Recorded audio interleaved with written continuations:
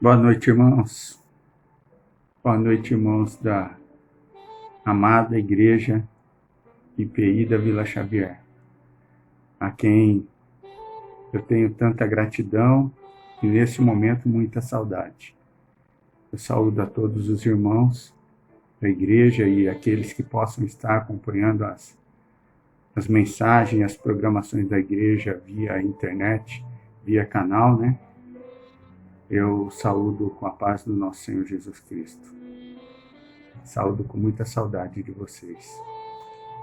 Que Deus nos abençoe nesse momento em que os nossos corações desejam adorar esse Deus maravilhoso. Separamos aqui um texto para leitura no Evangelho de João, no capítulo 11. Diz assim a palavra do Senhor. E estava enfermo certo Lázaro de Betânia, aldeia de Maria e de sua irmã Marta. Estava Maria, cujo irmão agora estava doente, era a mesma que ungiu o Senhor com bálsamo e lhe enxugou os pés com os cabelos. Mandaram as irmãs de Lázaro dizer a Jesus: Senhor, aquele a quem tu amas está enfermo. E quando Jesus ouviu isso, disse: Esta enfermidade não acabará em morte, mas é para a glória de Deus, para que o Filho de Deus seja por ela glorificado. Jesus amava a Marta e a sua irmã e a Lázaro. Porém, quando ouviu que Lázaro adoecera, ficou ainda 2 dias no lugar onde estava. Depois disse aos seus discípulos: Voltemos para a Judéia. Disseram os discípulos: Rabi, ainda agora os judeus procuram apedrejar-te e voltas para lá? Jesus respondeu: Não há 12 horas no dia? Se alguém andar de dia, não tropeça, pois vê a luz deste mundo. É quando anda de noite que tropeça, pois não tem luz. Disse isso e continuou: Nosso amigo Lázaro dorme, mas vou despertá-lo. Responderam os discípulos: Senhor, se dorme, melhorará. Jesus estava falando de sua morte, mas os discípulos pensavam que ele se referia ao repouso do sono. Então Jesus disse claramente: Lázaro está morto. E me alegro por vossa causa, de que lá não estivesse, para que possais crer, mas vamos ter com ele. Então Tomé, chamado Dídimo, disse aos outros discípulos: Vamos nós também para morrer com ele. E quando Jesus chegou, já fazia 4 dias que Lázaro havia sido enterrado. Betânia distava cerca de 15 estádios de Jerusalém.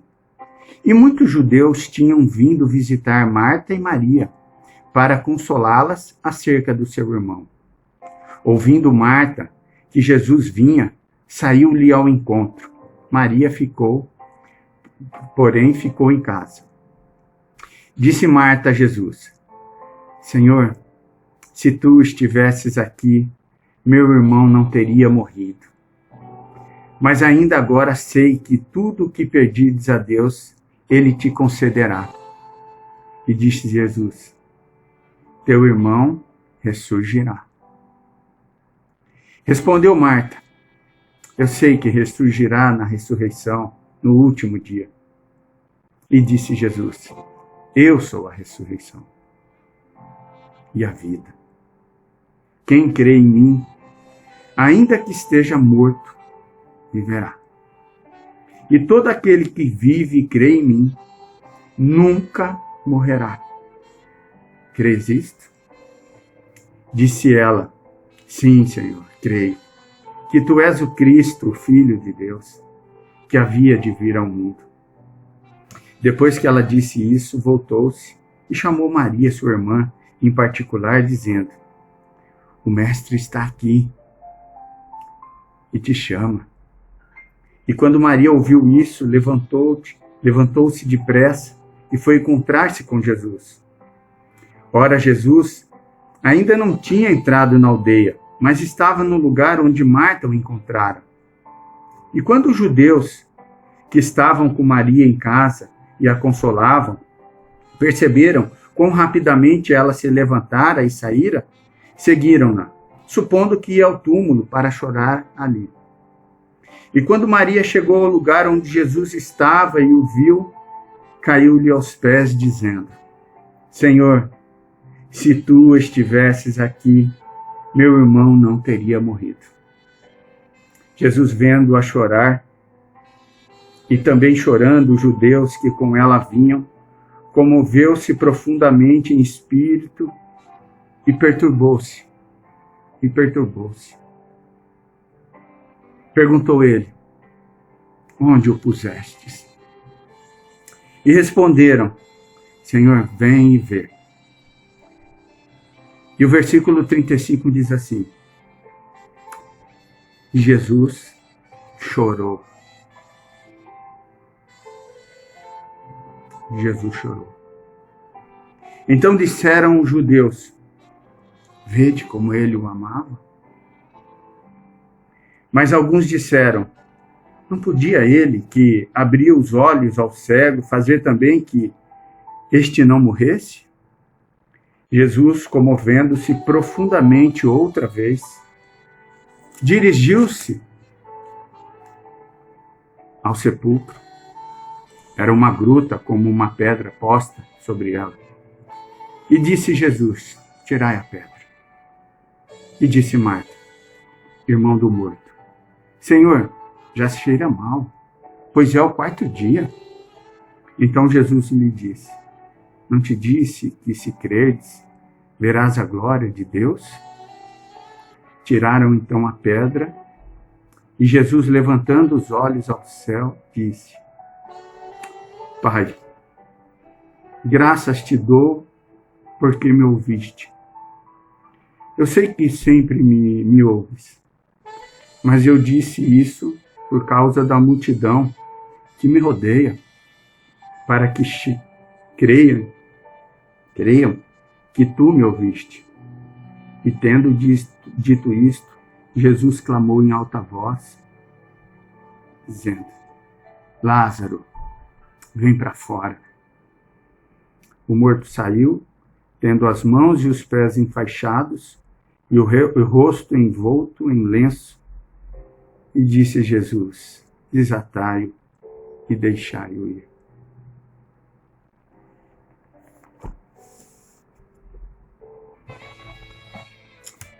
Papai,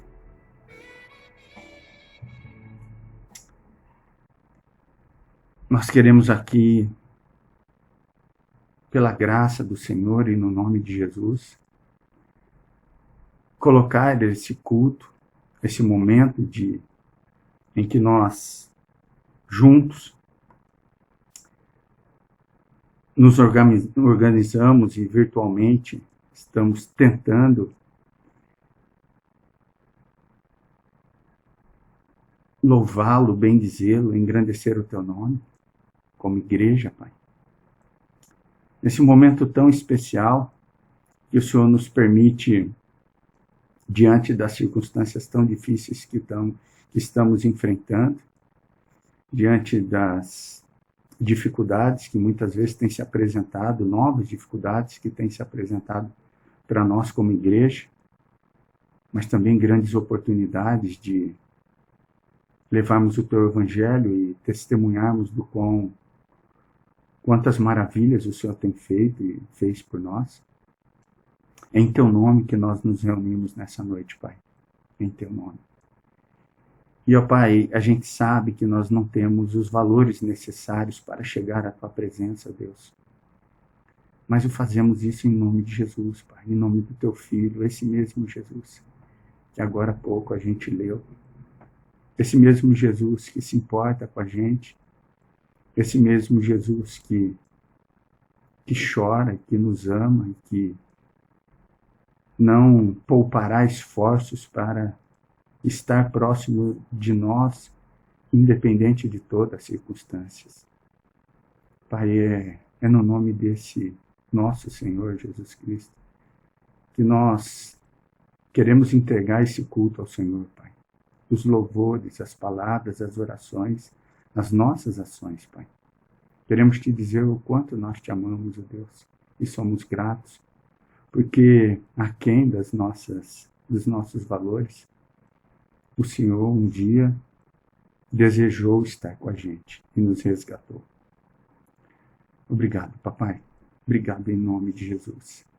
E que o Senhor fortaleça a tua igreja, a cada irmão, Deus, a cada irmã, para que, ó Deus, mesmo diante das lutas e adversidades, tenhamos a confiança, Pai, de seguir caminhando, Pai. Tenhamos a confiança de saber que o Senhor estará caminhando conosco e nos fortalecerá diante de todas as adversidades. Muito obrigado, Papai do Céu. Muito obrigado pelo privilégio que nós temos de te servir. Muito obrigado pelo privilégio que nós temos de, ó Deus, nos relacionarmos contigo. Muito obrigado em nome de Jesus, Pai. Amém. Um grande abraço aos irmãos. Um grande beijo aí. E eu deixo aqui a minha gratidão e saudade de vocês sempre.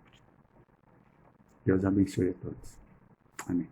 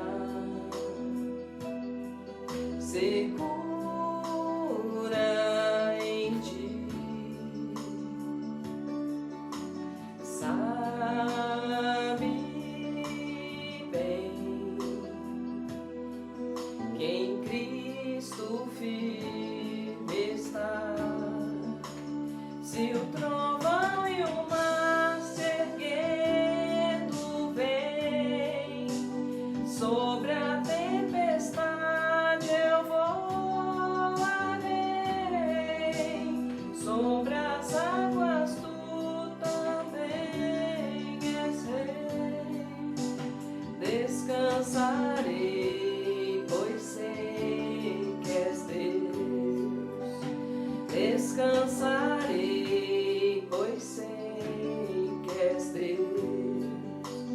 Descansarei, pois sei que és Deus.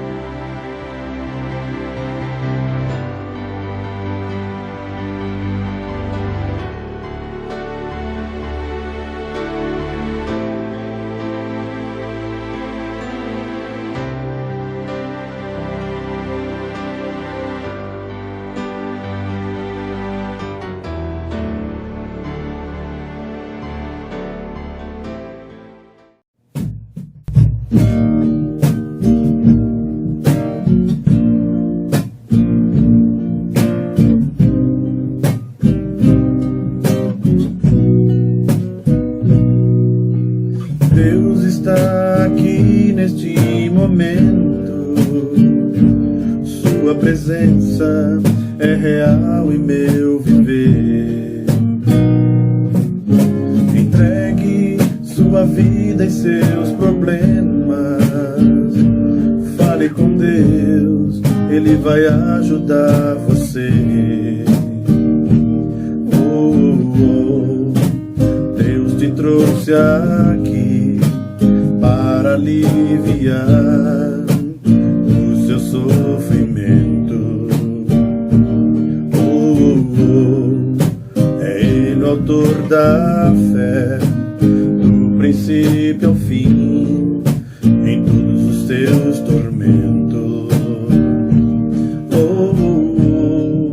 E ainda se vier noites traiçoeiras, se a cruz pesada for, Cristo estará contigo.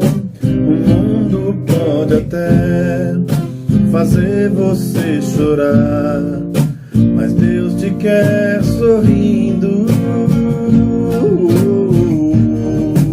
E ainda se vier noites traiçoeiras, se a cruz pesada for, Cristo estará contigo. O mundo pode até fazer você chorar, mas Deus te quer sorrindo.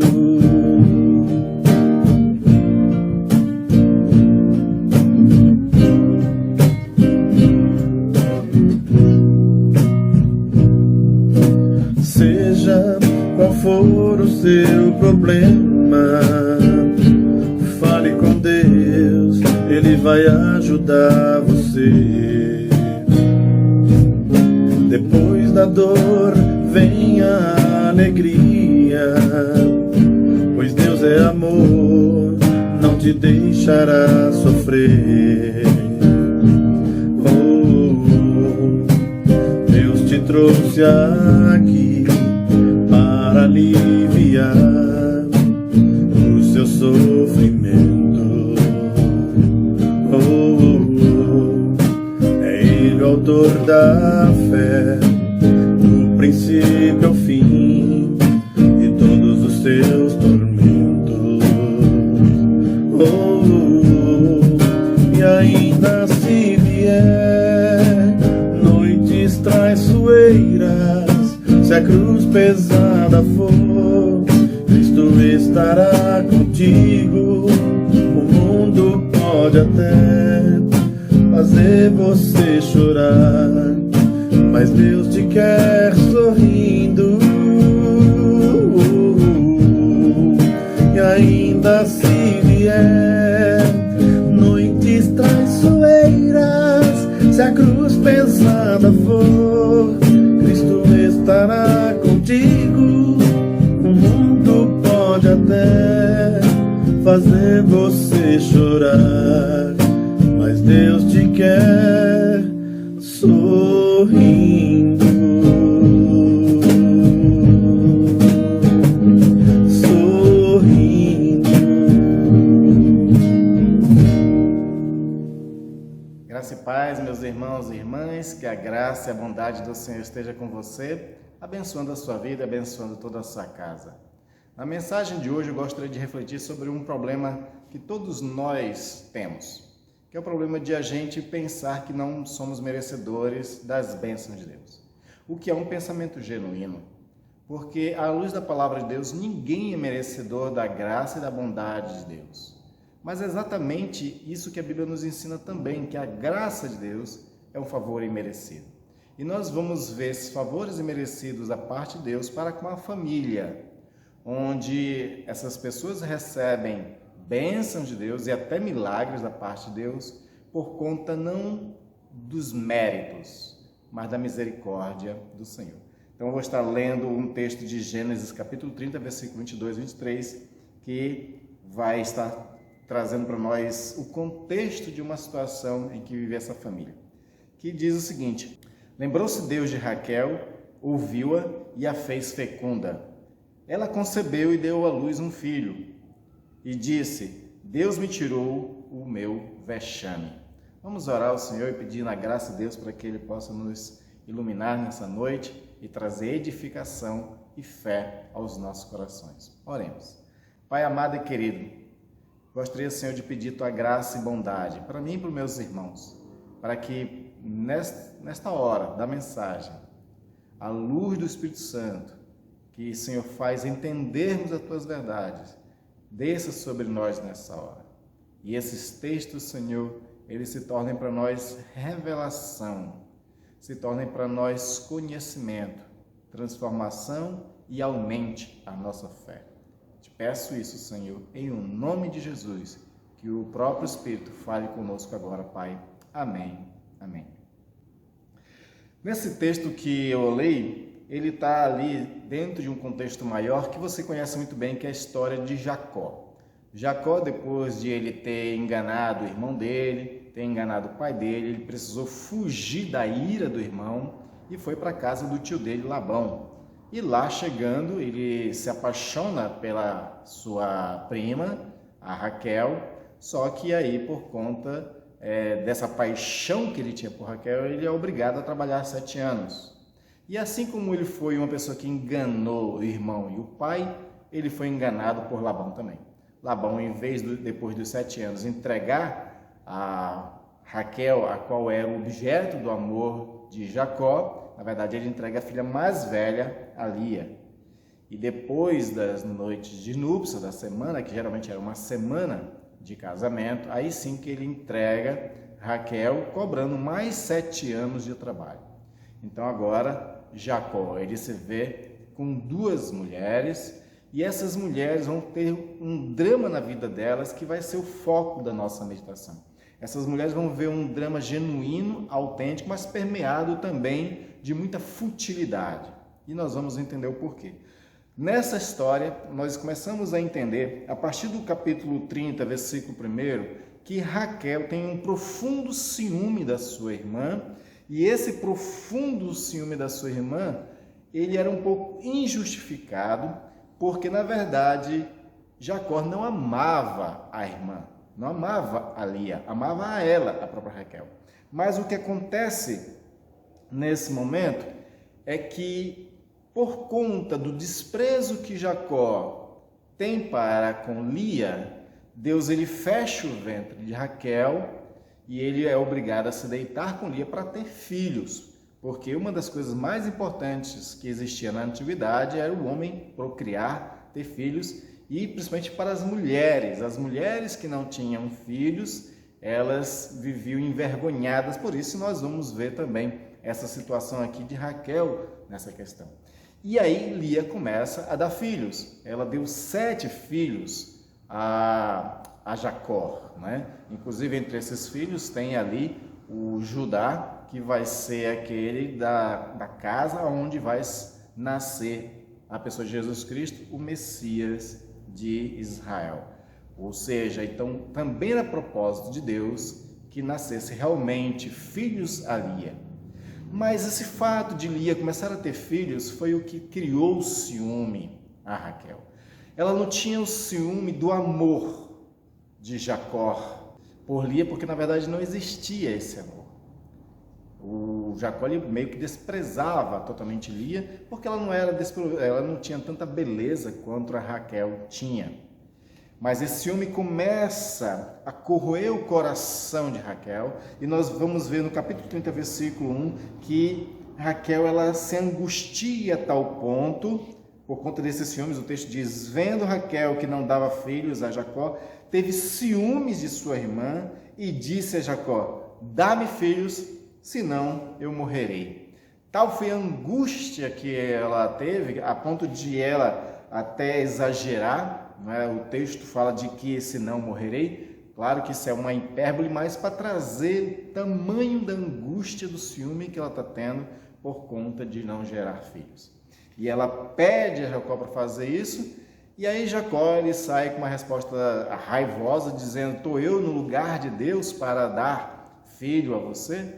Essa raiva de Jacó acontece por conta das intrigas, dos dramas que as duas viviam e das disputas que elas viviam.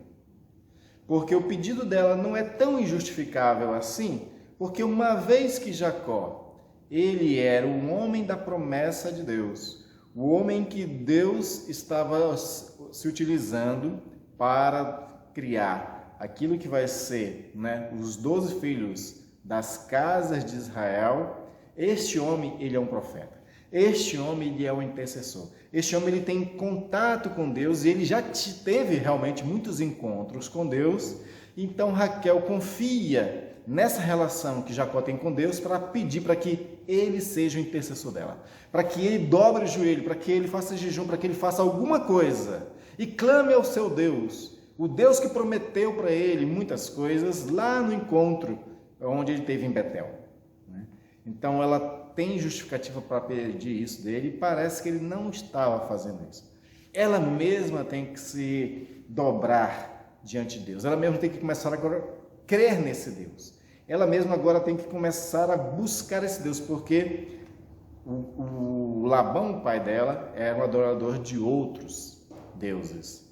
Eles tinham ídolos em casa. A própria Raquel também, ela tinha ídolos em casa, e por conta disso ela não era uma adoradora de Deus. Então ela vive uma experiência para se aproximar de Deus, e nessa experiência que eu quero ter um filho, eu estou sofrendo, a minha angústia é muito grande, é necessário que eu mesmo ore ao Senhor.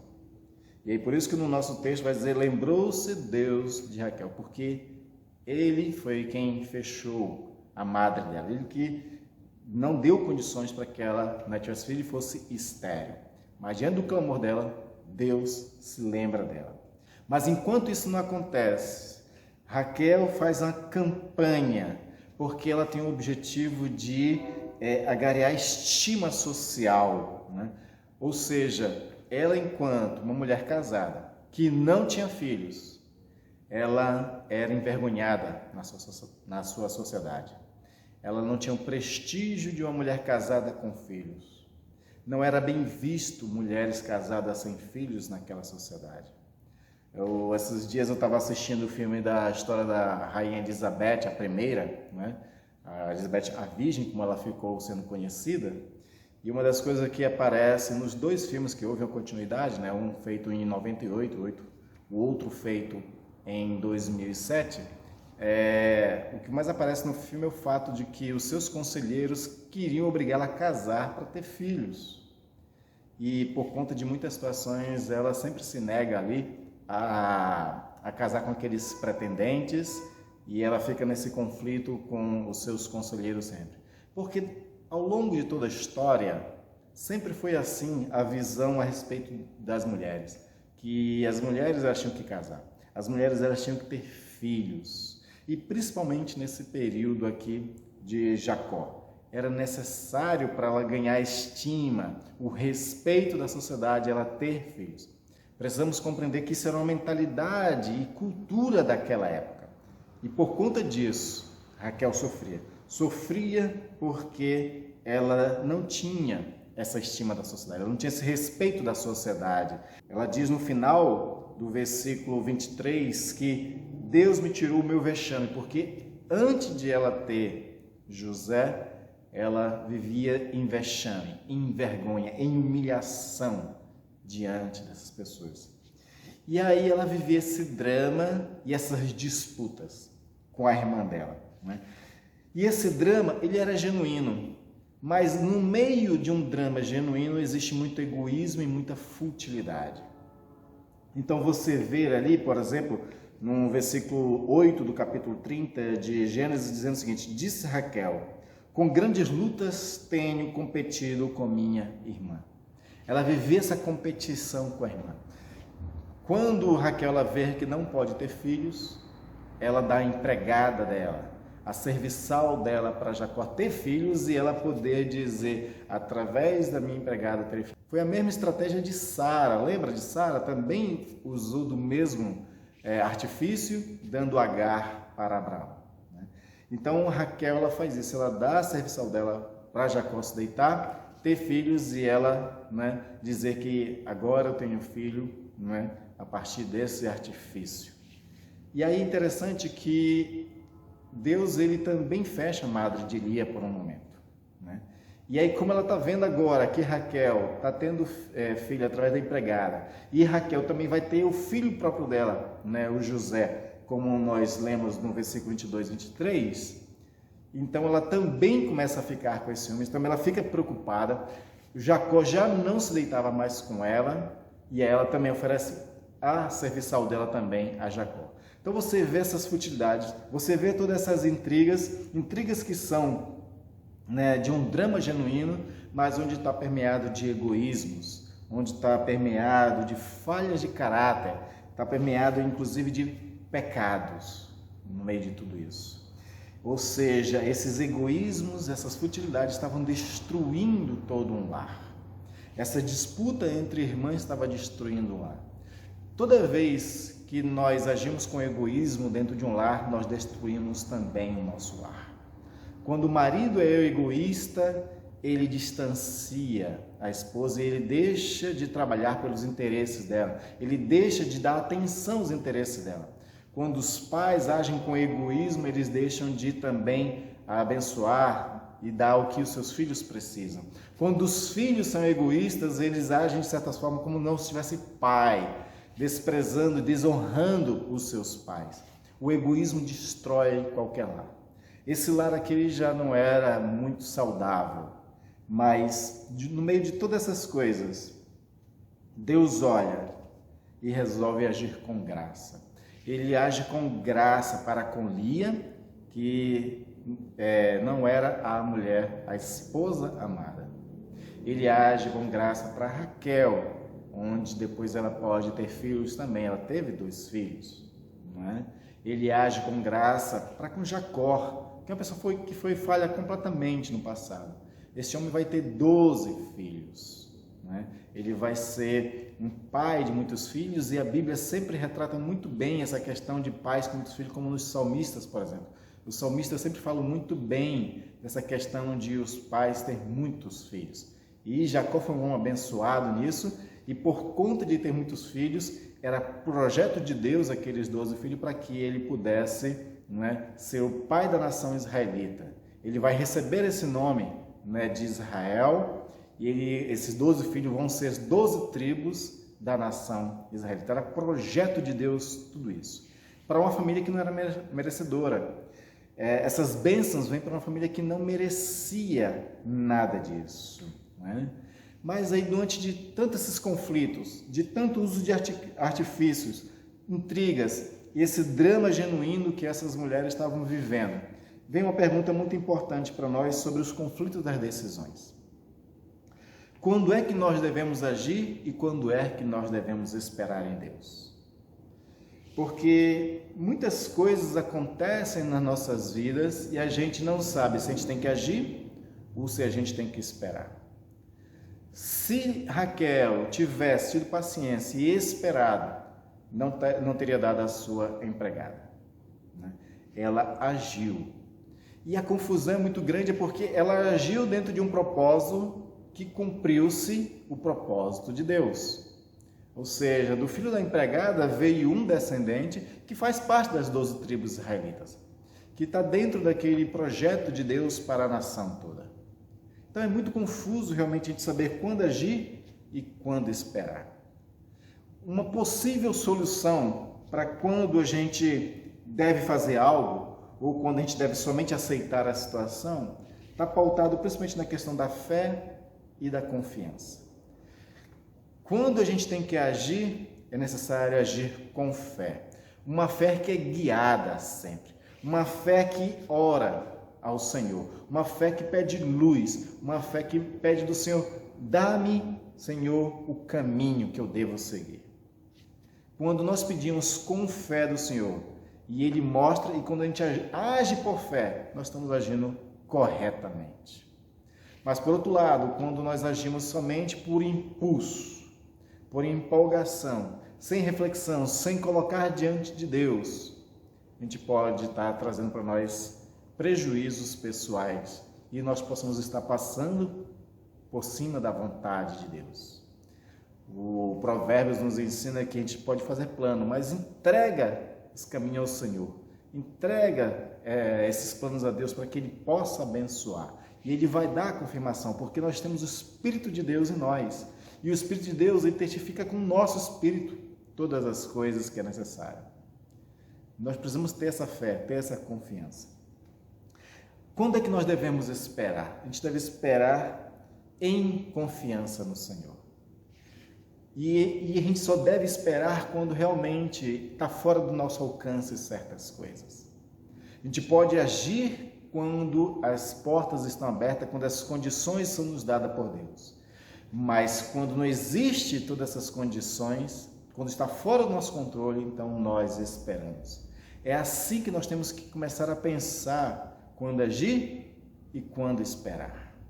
Essa história de tantas dificuldades, intrigas e artifícios arranjados por Raquel e Lia quer nos ensinar que nós temos que aprender isso. Aprender a saber agir por fé, pedindo de Deus a direção e esperar em confiança quando nós não temos as condições de fazer o que gostaríamos de fazer, do que nós gostaríamos de alcançar. E essa história toda traz para nós uma mensagem de esperança, porque imbuídos numa história agonizante de sofrimentos e de futilidades, sempre está presente ali o gracioso dom divino da esperança. Deus deu esperança a Lia, né? Esperança de ela poder ser amada por seu marido, tendo filhos. E aí você vai se perguntar, e de fato Jacó chegou a amar essa mulher alguma vez? É interessante que nós vamos encontrar lá em Gênesis 49, no versículo de 29 a 31, uma referência interessante. Jacó já está no leito de morte e ele faz um pedido aos filhos que levem ele para sepultar na sepultura que foi comprada por Abraão e para enterrar Sara, e lá também ele foi enterrado. Só que nesse texto lá, no versículo 31, quando ele está pedindo para levar ele para esse lugar, ele comenta, ali também sepultei Lia. Lia foi enterrada na sepultura, naquele lugar que foi comprado, né, pelos seus antepassados, e era um lugar cheio de afeto, de intimidade, de relacionamentos genuínos e verdadeiros. Da mesma forma, a gente não vê um relato falando sobre que Raquel foi enterrada nesse mesmo lugar. E a referência do próprio Jacó é uma referência a Lia e não a Raquel. É muito interessante, ou seja, faz a gente entender que de alguma forma houve um afeto, um carinho de Jacó para com Lia a ponto de sepultá-la num lugar especial que pertencia à sua descendência. Isso é uma coisa muito interessante para nós analisarmos, né? E essas pessoas que viviam essa confusão, bloqueadas pela dor, pela hostilidade e pelas competições, essas pessoas puderam ver Deus agindo. Assim como Deus agiu com Lia, agiu também com Raquel. Deu os filhos que ela tanto esperava. Ela continuou tendo o amor do seu marido, né?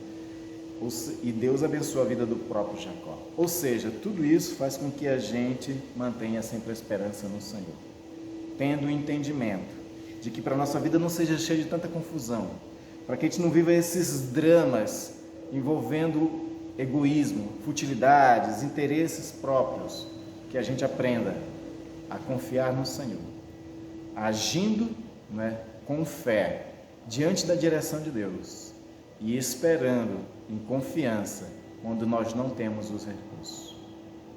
Eu não sei qual é o drama que você vive, e dentro desse drama talvez você fique pensando se você merece ou não receber de Deus alguma coisa.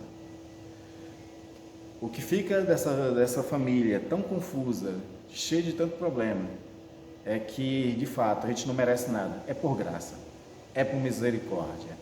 E nós podemos, diante de Deus, pedir a Ele, clamar a Ele, com muita fé e com muita confiança, tendo esperança de que Ele se lembre de nós, e nos abençoe. Lembrou-se Deus de Raquel, ouviu-a e a fez fecunda.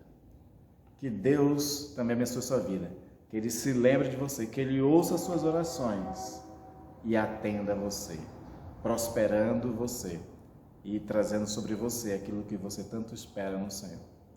Tão somente continue tendo fé, confiança e esperança no Senhor. Vou orar por sua vida. Oremos. Pai amado e querido, eu te louvo e agradeço, ó Deus, por essas palavras. A tua palavra traz essas riquezas, Senhor, de histórias para nós, para vermos, ó Deus, que, como no passado, esses homens e mulheres que se tornaram célebres na história bíblica, eles também eram permeados de erros, de falhas. E, no entanto, Senhor, mesmo não merecendo, eles receberam da tua bondade, receberam da tua graça. Tu agiu com misericórdia para com eles. E isso nos ensina, Senhor, que mesmo nós, vivendo uma vida de busca de santidade, ainda assim falhamos contigo também. E mesmo no meio, Senhor, de vidas às vezes tão confusa como nós vivemos, nós podemos confiar na tua misericórdia e na tua graça.